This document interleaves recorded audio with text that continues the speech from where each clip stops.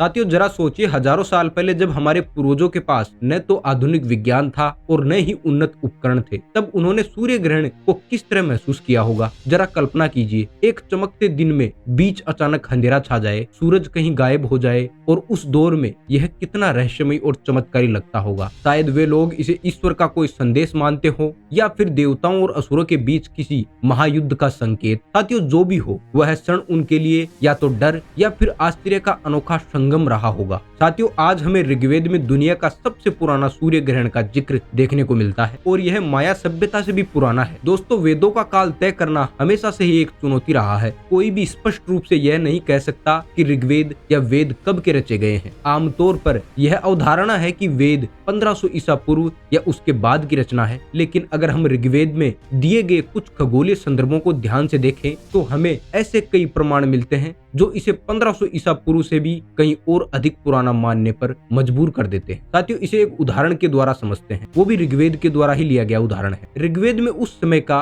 उल्लेख मिलता है जब वसंत विषुव यानी वर्नल इक्विनोक्स मृगशिरा नक्षत्र में था। और साथियों यह कोई साधारण बात नहीं है, क्योंकि खगोल शास्त्र के अनुसार यह घटना आज से लगभग 4500 ईसा पूर्व में हुई थी। अब साथियों पहले ये समझते हैं कि वसंत विषुव होता क्या है। साथियों यह एक ऐसी खगोलीय घटना है जो साल में 2 बार होती है, मार्च और सितंबर के महीने में, जब दिन और रात की लंबाई बराबर होती है। इस दौरान सूर्य ठीक भूमध्य रेखा यानी इक्वेटर के ऊपर होता है। साथियों इसका मतलब यह है कि प्राचीन काल में जब वसंत विषुव होता था, यानी जब दिन और रात की लंबाई समान होती थी, उस समय सूर्य मृगशिरा नक्षत्र के पास दिखाई देता था। साथियों अब इसे और भी आसान भाषा में समझने का प्रयास करते हैं। जब वसंत विषुव होता है तो उस समय सूर्य जिस नक्षत्र के पास दिखाई देता है वही यह दर्शाता है कि विषुव किस नक्षत्र में था। साथियों आज के समय में वसंत विषुव मीन और कुंभ राशियों के बीच में पड़ता है, लेकिन हजारों साल पहले जब ऋग्वेद रचा जा रहा था या लिखा जा रहा था तब वसंत विषुव मृगशिरा नक्षत्र में था और यह स्थिति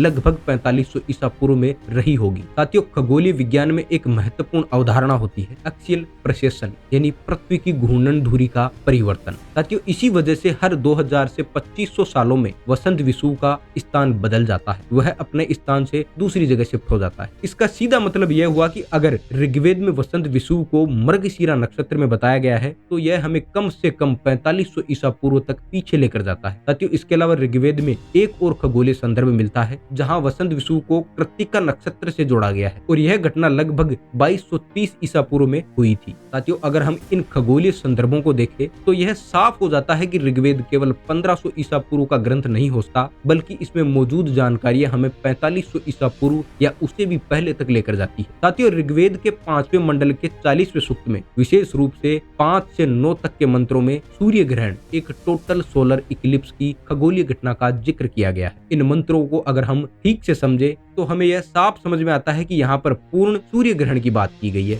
यानी टोटल सोलर इक्लिप्स की बात की गई है। तो चलिए साथियों इन 5 मंत्रों का अर्थ देखते हैं। आप स्क्रीन पे जो ये 5वां मंत्र देख रहे हैं इसका अर्थ है कि हे सूर्य देव, जब असुर सर्वभानु ने अपने अंधकार से आपको ढक दिया तो उस समय सारा संसार ऐसे चकित और भ्रमित हो गया जैसे कोई व्यक्ति घने अंधेरे में रास्ता न पहचान सके या घने अंधेरे में भटक जाए। आपके बिना समस्त लोग ठहर गए और हर दिशा में अंधकार छा गया। साथियों इस मंत्र में सूर्य ग्रहण का वर्णन बहुत ही गहरे और प्रभावशाली तरीके से किया गया। वहीं आगे जब हम छठे मंत्र को देखते हैं तो इसका अर्थ है कि हे इंद्र, जब सर्वभानु ने अपनी माया से सूर्य को आकाश में अंधकार से ढक दिया और वह छिप गया, यानी सूर्य छिप गया, तब महर्षि अत्रि ने अपने तप और ब्रह्म ज्ञान के माध्यम से सूर्य को पुनः प्रकट कर दिया। वहीं आगे 7वें मंत्र में कहा गया है कि सूर्य कहता है कि हे अत्रि, ईर्ष्या और भय के कारण जो यह मुझे निगलने का प्रयास कर रहा है, यानी सर्वभानु मुझे निगलने का प्रयास कर रहा है, उसे ऐसा करने से रोके। मैं तो आप लोगों में से ही एक हूँ, मैं आपका हूँ। आप सच्चे दाता और धर्म का पालन करने वाले हैं। आप और राजा वरुण मेरी सहायता करें। वहीं आगे 8वें और 9वें मंत्र में कहा गया है कि यज्ञ में प्रयुक्त होने वाले ग्रावण, यह एक प्रकार का यज्ञ पत्र है के साथ ब्राह्मण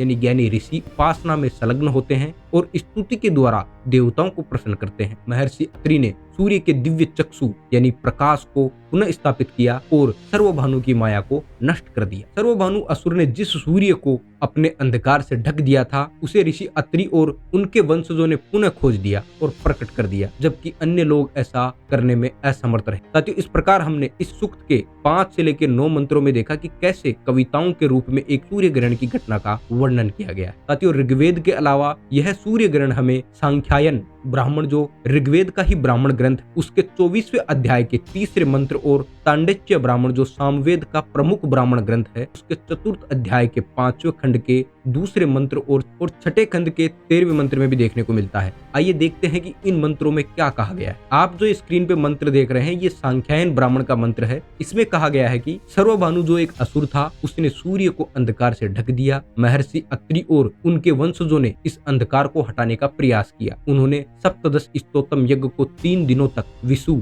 यानी सूर्य ग्रहण या विषु काल से पहले किया, जिससे सूर्य के सामने का अंधकार समाप्त हो गया, लेकिन अंधकार का एक भाग पीछे रह गया। फिर उन्होंने विषु के बाद पुनः 3 दिनों तक उसी यज्ञ को किया और शेष अंधकार को भी समाप्त कर दिया। इस प्रकार जो इस सप्तदश स्तोत्रम यज्ञ को जानता है और करता है, वह दोनों ओर यानी ग्रहण से पहले और बाद में इसे संपन्न करता है। यह यज्ञ करने वाला व्यक्ति समस्त पापों से मुक्त होकर उच्च लोक को प्राप्त करता है। अत्रि और उनके वंशजों ने इसी प्रकार सूर्य को अंधकार से मुक्त किया, इसलिए इसे स्वर समान यानी स्वच्छ और पवित्र होने का प्रतीक कहा गया है और यह मंत्र वेदों में प्रसिद्ध हुआ। साथियों, यहाँ पर यह कहा गया है कि अत्रि ऋषि ने विषु के 3 दिन पहले यज्ञ शुरू किया, जब सूर्य ग्रहण होना प्रारंभ हुआ। इसके साथ ही तांडच्य ब्राह्मण में कहा गया है कि सर्वभानु जो एक असुर था, उसने सूर्य यानी आदित्य को अंधकार से ढक दिया। देवताओं ने अपनी दिव्य शक्तियों, मंत्रों और यज्ञ ऊर्जा से उस अंधकार को दूर कर दिया और जब सूर्य पुनः प्रकाशमान हुआ तो देवता स्वर समान यानी पवित्र और प्रकाश से युक्त हो गए। इस प्रकार सूर्य के पुनः प्रकाशित होने पर संसार में संतुलन और शांति की पुनः स्थापना। साथियों, इस प्रकार अगर हम इन सभी मंत्रों को देखें तो हमारे पास यहाँ 4 संभावनाएं बनती है। पहली संभावना यह है कि यह सूर्य ग्रहण तब हुआ जब वसंत विषु मृगशिरा नक्षत्र में था। दूसरा यह पूर्ण सूर्य ग्रहण था यानी टोटल सोलर इक्लिप्स था। तीसरा यह शरद विषु से